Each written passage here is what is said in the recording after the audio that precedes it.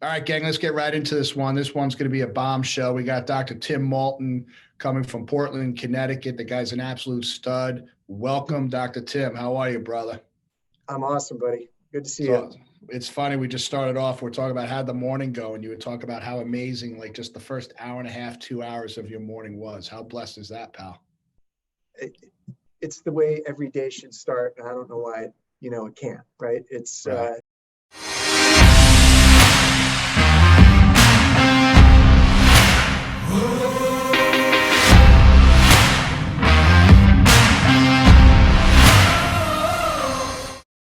You get your headspace right, and you start attracting things, and the people just show up, and you serve. And this morning felt amazing like that. It was We're in a beautiful. good place right now. So You were talking about a woman, a patient who's just referring a ton of people to your office, and it's like it's nice when people capture the mission and become part of the movement, right? they do. Yeah, you want everyone to get it that way, but certain people just take on that role where something inside of them wants to share it, and they want to tell everybody about it. And Right. she's definitely one of those folks. She's got this amazing business that she's been running here in Portland forever with her husband, or actually, I'm sorry, for like the last 10 years. And Wow. yeah, it's powerful. It's good. It's fun, man. It's like you said, it's like how every morning should start off. So, what makes that kind of morning different from any other, do you think? It's energy. It's just creating this. As I was saying, it's like you create this energy in this space, and when you're in that state, when you're in that presence, you start to become attractive, and things come to you. For me, one of the biggest things that I can really do in practice is just find a way to get into that state of presence every morning or every day, or even when things are a little crazy, with the kids or somewhere other part of your life, but finding that grounding, that kind of certain connection that can help you bring it back to just being present, just doing something. You talk about you talk about kids. How many kids do you have? Let's share with people. I've got three amazing kids. Abby, who's 19, she's up in Montreal going to school, college. Got my son Drew, who's a senior, and my little guy Lucas, who's in sixth grade. I'm sorry, he's 6 years old. He's in. I'm gonna say what, sixth grade? How'd that happen? He's 6 years old, man. So you go from college to senior to 6 years old. Yeah, that's awesome. There's a story there. Yeah, I think we could all figure out how that story went. That's awesome, man. So, you talk about being in state, and now, you're a young scrapper who I love to talk about your athletic background. Your passion is what, biking? Is that the right term for it? Yeah, I mean, in the last maybe 20 years, cycling has been a big part of my like road cycling. Competitive on the bike kind of stuff. Yeah.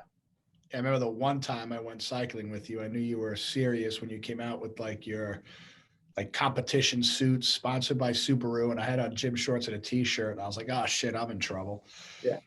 It was like spandex makes you go faster, Yeah, I memean, why just go for a joyride? Let's go all in through Wethersfield, Connecticut. That was awesome. That was fun, man. Well, I'll never forget. We got closer to home. You're like, you live right down this road. Yeah. You're like, all right, I'll meet you. And it was like little engines went off and you were gone. I was impressed, man. That was powerful. There's different levels of cycling, right? Aren't you like pretty high up in the pecking order? I mean, yes and no. It's like, in terms of our local stuff and our state stuff, I do okay. Yeah.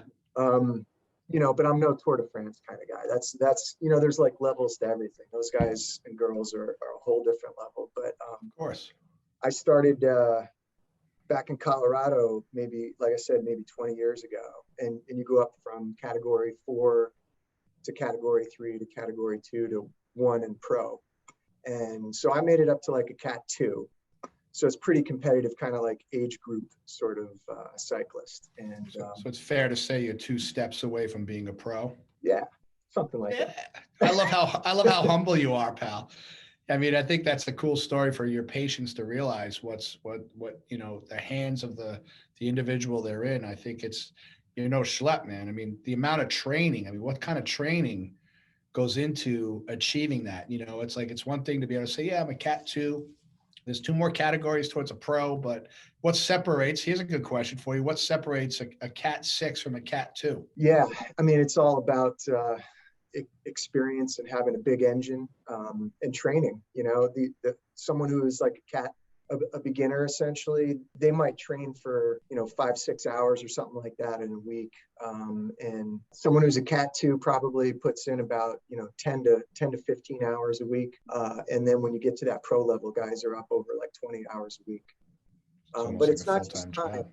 It's kind of like, it's all a numbers game, like how much power you can put out, how many watts you can put out, that kind There's an amazing science behind it, right? So it's like, what kind of, you prep yourself for a big race. What kind of state do you have to be in? You would talk about creating the state for your morning in your office. What kind of state does an elite athlete like that, how do they create that state of mind? Or how does a person that's at cat 2 of. Mhm. get their state of mind to say, you know what, I want, my goal is to be Tim. I want to be a cat 2. What does their mindset have to be? I mean, again, you really do have to put in the time, and it's a commitment. Yeah. There's very few people. I mean, there's a handful of people who just have like a naturally big engine, but for most people, it's just a matter of being able to put in that consistent effort over time. Being able to go out there on those days where it's just crappy weather, and you don't want to do it, and it's cold, but you fight through that. You got to get out there and you got to train. Whatever you think of Lance Armstrong, he was definitely a guy who inspired me big, just because he was huge, when I was getting into things. Right. And I remember seeing this poster of him, just fog, snow on the side of the hills. He's climbing this mountain. And his whole thing was like, he's training because nobody else is going to do it then. Like, he's out there and no one else is. And Right. that's being able to have that kind of commitment.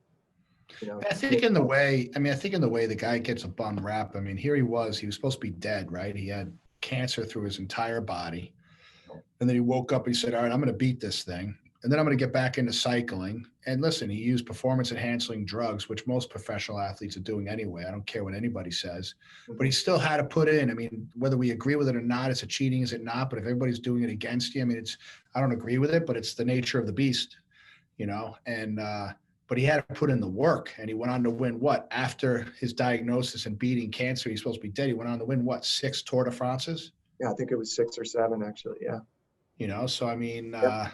and he's still alive. So, that my dumb mind goes to the point of, he was able to do that after having cancer go from his testicles to his stomach to his lungs to his brain.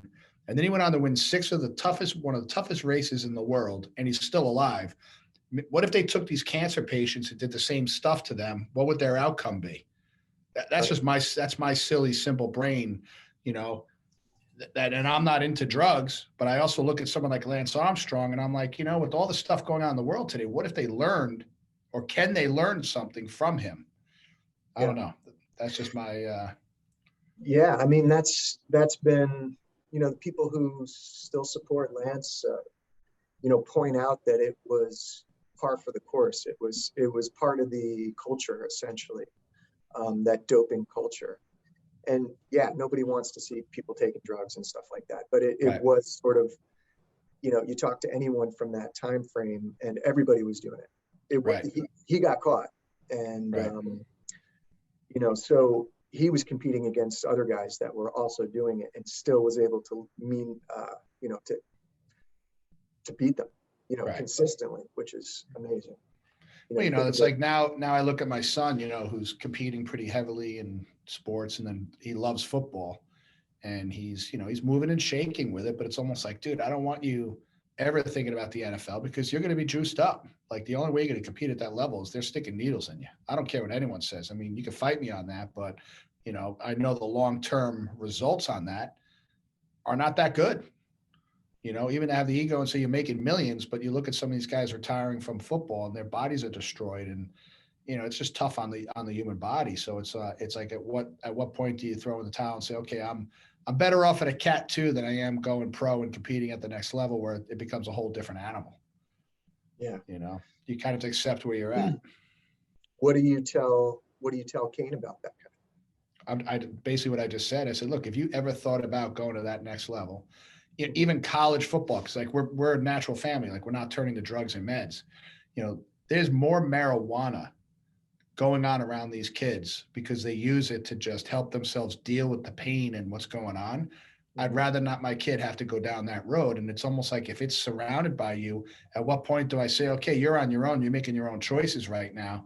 And by the grace of God, you come through it. If the passion for the sport is that high, because I would never be able to shut it down. If it's just pure passion and he's growing into this kid, what do you do as a parent? I mean, it's, Yeah. it's scary. Like I've had discussions with him, it's tough, cause it's everything against what we talk about. Mhm. But if they're going to go to that level and be, making millions of dollars a year and that's their passion, what their goal is, it's like, hopefully, I don't know, man. I'm sure there's guys doing it that are going naturally. That I don't know. I'd love to meet those guys. Yeah. I wonder what they say, because he's going to get exposed to it, right? It's just, Right. it's part of their culture. Oh, he's already getting exposed to the kids that are, smoking the dope because their body's banged up and they're hurting and they're just trying to chill. And we talk about it. So what do I say to him? I just talk to him like a man. I'm 13, just turned 14 years old. I mean, he had a kid get kicked off his football team because they smelled weed on him on the sideline, and the kid was 13 years old. And it's the nature of the beast of the world we live in that's more exposed now, but I think it's been around for forever. And I think, how does this dialogue help our patients? It's at some point you're going to make a choice on how you treat and take care of your body. And is it through the medical route, or are you going to go the more natural route to let your body adapt? And it depends on how much stress you're under, right? Absolutely. And, I think you said something else there. It's just like, you have to think, you look at some of these NFL players and you look at them 10 years after they've retired, 20 years down the road, and what has become of their life and their bodies. Yeah. It's like everything has a cost, Everything. right? We talk to our patients the same way. It's like, you have a decision. You want to take the short-term Band-Aid, this kind of, or do you want to be thinking long-term and taking care of your body and building it up and getting more, essentially doing the right thing, because it's going to come back and bite you at some point.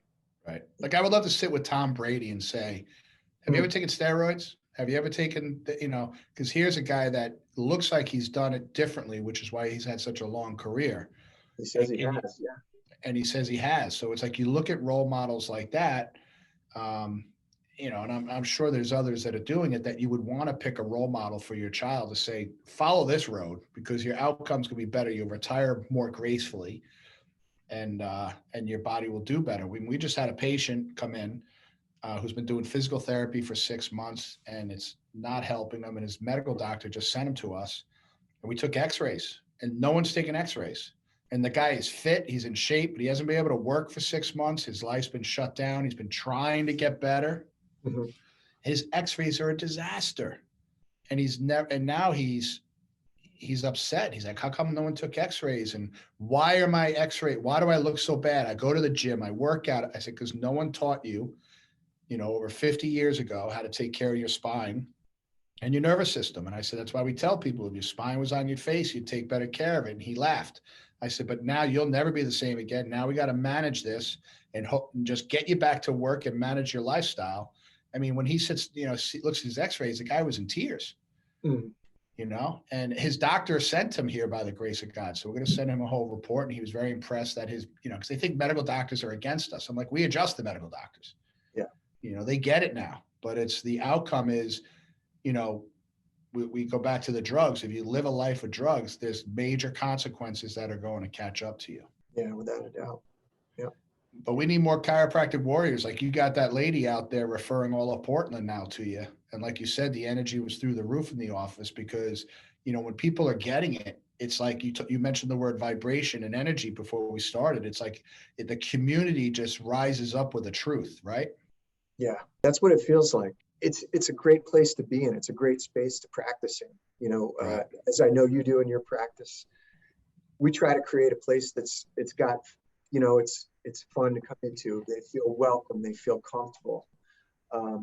There's people talking and they're relating, and there's kids running around, and it's so different from a lot of the other experiences that they get. But we get to create that, and how awesome is that? How awesome is it that we get to come in and just boom, boom, boom, just seeing people one after another, success stories. Not that it's always that way, but like, just it feels good. And that vibration, I want to keep that going. It's funny because you were saying about being in state, being present and grounding, because you want to create that. Like you're creating the reality, the expectation for the office. And it's, why don't you share with your patients, like what goes into that? I mean, you think about the amount of training and things that go on behind the scenes because, I love when people are like, oh, well, you guys are off Tuesday mornings and you're off Fridays and they don't see, it's like you show up to a bike race, a cycling race. They don't see the 20 hours of training a week that you were grinding and measuring, amps and RPMs and all that stuff. And you show up for a race that may take you a couple hours. What went into that? So to create that energy that you and Cindy are having today, how would you explain that to a patient listening to this? What goes into that? That's an awesome question. I mean, one of the, there's lots of things, but it's being consistent, coming up with a routine. It's going to things like DE, for getting plugged in and dipped in the principle so that we're able to connect with other chiropractors and hear other people who are doing it and succeeding, and to sort of, put that on and feel what that feels like, and then bring that energy back into the practice. There's certain steps or routines that I've created in my life, which is, it begins every day. I get up at 5:15 in the morning. I put the coffee on, but I sit down and then I meditate for half an hour. And it's just, that's kind of my space before everyone gets up. It's still dark usually this time of year. I leave everything quiet, and it's just that way that I feel most connected to God, I guess. It's my time to sort of check in, and this is how I'm going to begin my day. Right. And then I let it just slowly sort of ramp up. I get everybody ready and get in the car, and, I throw in something good and positive to listen to. I listen to the podcast. I listen to Wake Up Humans. I listen to, something that's building myself up, or building practice, or how to help people. And it's just constantly putting that kind of good stuff in my brain. So, it takes effort. You can put negativity in yourself, right? And a lot of our patients are getting that way all the time. They're listening to CNN or Fox News or all these things telling them, fear, fear, fear. And you got to be careful of that. You got to protect your headspace. You have to protect your energy. So for me, I went on like a social media and a news like fast. I've been that way for like 3 years. It's very little do I get on at all and let that sort of enter my space, because over time it takes over and it starts to color the way that you think. So, that's how I start my day. By the time I get here in the morning, I open the office. I like to get here about an hour early before anyone else is in here, and it's quiet and the lights are off. The sun's coming through the front. We have these beautiful glass windows, and I usually just sit here in a chair like right here in front of our family tree, and I take the sun in, and it's just like getting into that space again. Okay, you got to get ready to serve. You got to be here for the people that come in the door. So that's my daily preparation, and just hanging out with like-minded chiropractors and being with people that you want in your life, being, whether it's your family, whether it's friends, surrounding yourself with good people, right? They say that you're a average of the 5 people that you hang out with the most, right? So who are you sharing your space with? Who are you spending time with, and letting that rub off on you and build who you are and character. Right. Yeah. Right. It's funny because you think about the energy in your office today in Portland, Connecticut, and what the patients are seeing, like-minded people, their own tribe, which is what we're developing with Wake Up Humans, is a tribe of like-minded people, which is, why we do silly things like the t-shirts and fun things like that, is to, people want to feel part of something, but let's make them part of a movement that's transforming people's lives, making them healthier, and then teaching them systems as simple as wake up a little earlier, make your coffee, sit and get quiet. Like sit and see your day, sit and just breathe and focus on your breathing, and how that could transform an entire family's life. Like I can't imagine rolling out of bed a half hour before I got to be at work, rushing out the door, grabbing a cup of coffee full of sugar and just racing and being disoriented. Right. you know, and it's like to get up quiet and almost just listen to God's voice before all the clutter hits my brain. Cause you know how it is, man. Once the people start walking in the office, it's go time and you have no idea what's coming for that day. That's right. Yeah. You know, so that's an amazing, and so you said it takes effort, right? It Mm. takes effort. Maybe complete that sentence. What is the it? It takes effort to what? What would you want your kids to know?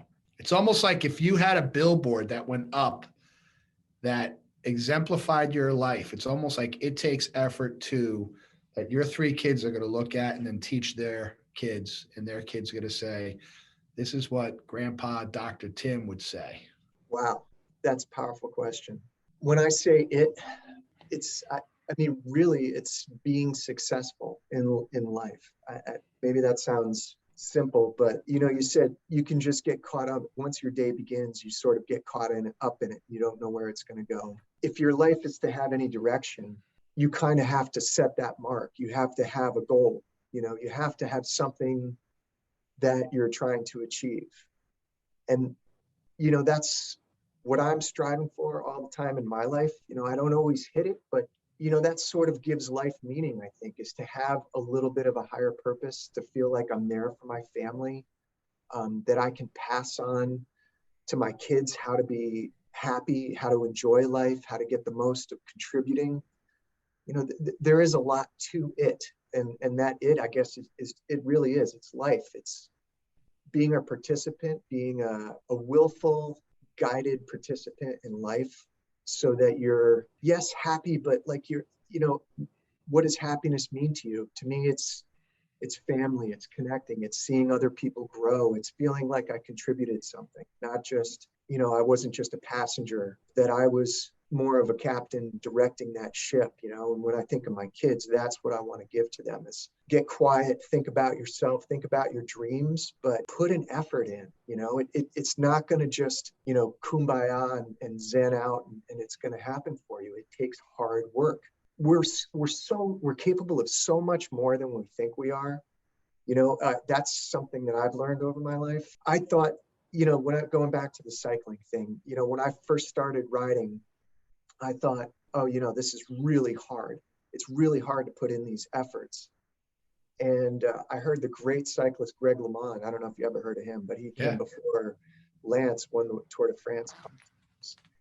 And someone asked him, does it ever get easier? Like, you get better. You get to, from a national championship to a world champion to, this Tour de France guy. Does it ever get easier? And he's like, no.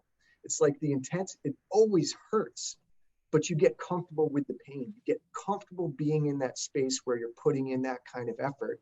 Right. And your output of what you're creating is just that much more massive. You know what I mean? Like it hurts to go to the gym and train, but it hurts just as much, the rock as it does the kid who's just starting out in high school. Right. That it never gets easier, but you have to start getting comfortable with that. Well, there's going to be a pain either way. There'll be pain of not being successful, and then there's pain achieving success. So I think one of the things that people could do is, as they get up earlier in the morning and sit down, is define, this is what all our kids need to do. This is what I push my kids to do, is define what success is to them. What's going to make them happy? And there's all the different levels of, your faith, finances, friendships, things you do for fun, and create an outcome for each of those and say, okay, what's my mother lode target that I'm going to go after, which is, I want to be a world-class cyclist or athlete or trombonist, whatever it is. Now, what goes into that work? Hours and hours of work. Kane right now is working on his pitching, so he'll train with a guy who's played in the MLB for years, and then he'll go stand in his room or the backyard and just practice his, I said, it's got to get into your neurology, which means you don't just go train for an hour and a half, 2 hours, and then go home and do nothing until the following week. You got to embed that into your neurology, repetition, over and over and over again, because the ones that get to the top are the ones that are doing that. The ones that don't, they had a lot of fun playing ball. They had a lot of fun guiding through the process, but they didn't go to the next level. And it's like, if people want ultimate success, happiness, it takes work. Like being married, raising kids, shit takes work, man. work, It you does. know? You say that, and I guess one thing I don't want to come across is it doesn't, what you want and what the next person wants, one of our patients or our kids, it can be different things. And success is how you define it, right? It doesn't have to be, you don't have to achieve, best cyclist in the world to feel like you're a success. And, as a patient is coming in, Right. maybe for them, it's just, they want to get through the day feeling a little bit, more rested so that they're more present with their kids at dinner or something like that, right? Yeah. Or with their spouse so that their marriage improves. They can be little wins that add up to, a better life at the end. It was funny when I started doing Peloton, which was one of my ways to get back in shape. It was when I started, I wasn't making it through the workout, but I would just do it because I said, the more I do it, I'll make it through the workout. And then you can see the leaderboard where there's, 50,000 people have done this workout and they show where you're lying. And I was like 45,620. And then I started just like picturing myself, what would someone like Tim be doing on this bike right now? What does his body feel like? What is the energy like? And then I just knew the more I did it, all of a sudden out of, 50,000, I was up at like 4,300. And that was a victory. And then I was like, I had to look in the mirror and say, Steve, you could go as hard as you possibly can. You're not going to be number one in this. Like, that's not going to be my level of success, because there's a Tim or someone out there that's on this bike that did this workout that my body's not programmed for that. But I had to find what's my own level of success. Where can I feel good about myself and say, I put the work in and I did better than I did last week. And I think that's where some people, and we see this with our colleagues in chiropractic, where we talk to each other and they almost get competitive and like, well, I want to do that. Well, not everybody's going to do that. Not everybody's made up to do that. But how can we be healthier and happier in our own space? That will define personal success for that individual. And I think that's where our language has to get cleaner, educating and talking to our patients. Like I told this gentleman, you're not going to go through life without pain. You missed that boat. You've been 58 years. No one told you to take care of your spine. Our job is to keep you away from surgery, get you back to work, and you have more better days than bad days. And he was like, all right, I could do that. I said, but you're going to have days you don't feel well. Like, we lost that opportunity. And he was like, wow, at least you're being honest. And I think just being honest and humans being honest with each other and creating expectations, I think that's where we have to go with this. Yeah. So you had read something, what inspired me to get you on here, because you're an inspirational guy and you do it in your own way. You're very quiet, which is why I always love making you uncomfortable, getting you to talk about yourself. You hate to talk about yourself. And we could talk about your skiing and flips and climbing ice castles or whatever you do, but we'll do that on another call. But I want you to share, if you can, if you're comfortable with it, what you wrote. And I don't know, how did this come to you and what inspired you to write this? Well, for anyone who's not in chiropractic and doesn't know what Dynamic Essentials is, it's a place where chiropractors get together 4 times a year and sort of talk about these common principles that inspire us to have the kind of principled chiropractic offices that we have. It was started by this guy, Sid Williams. But we were down there a few weeks ago in January, and it's this process of reflection and learning and community, and it people come out of that experience with all sorts of different feelings. Sometimes it's just about shedding husks and getting really raw down to who you are. Sometimes you feel just fired up and want to light the world on fire. But this was kind of just towards the end of it. It was on Sunday morning and the last few speakers. And, this is the way it happens. Sometimes stuff just starts speaking to you. And I don't think anyone was talking about it, but I just decided I needed to start writing some things. And, I know, Steve, you'd mentioned that. So I have here what I wrote. And I'll just read it. It says, you are worthy. From destruction, you rise above and are reborn. You do not need to suffer more in order to break through. Now is the time. It's always been now. The planning is complete. You are here to serve. Now is time to start serving the masses. God wants you to thrive and help his children. You've been tapped for this mission. You are a rock star. Step up and be a better messenger. I think that last part is like the most important part for me. I love chiropractic. I love what I do. And for me, it's like, I love these, you said I'm quiet. I am. I'm a quiet guy. I like to reflect. It doesn't mean my mind isn't going, Right.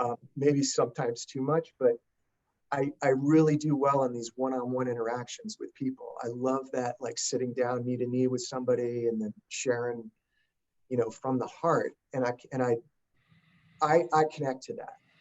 But there's always this feeling inside of me that there's more to this. And I know that I can have so much more of a bigger impact on my community if we're seeing more people. There's everyone who comes into our practice, you hear about these people's lives and what starts changing.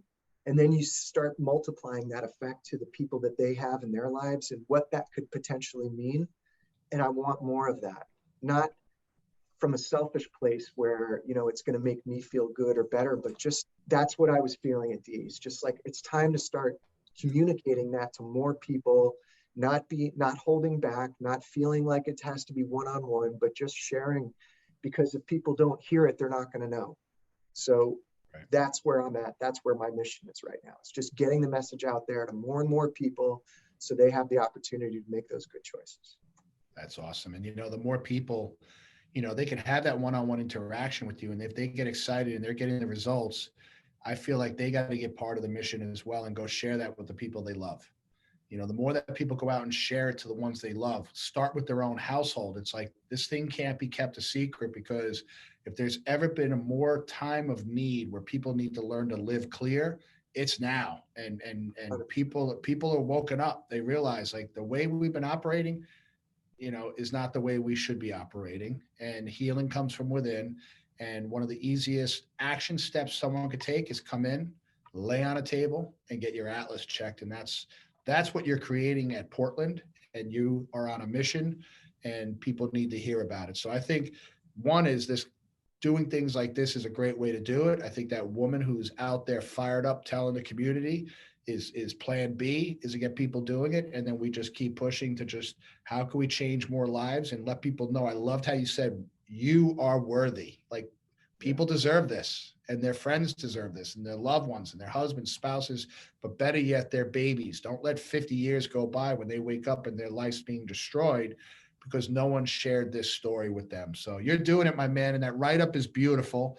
I think that obviously needs to be hung up in your wall, because that speaks volumes to you. It's almost like those quiet moments, those thousands of hours of quiet moments came down to that. And that's kind of like your voice now that you're walking with. So appreciate you, pal, man. This was awesome. Thank you. Thanks for having me, Steve. We got it, man. People are going to love this. Wake Up Human. Share this with your friends. Get this out there. Click that thumb, man, because it's time to stop being quiet, but get loud in our own personal way. We love and appreciate you all. God bless.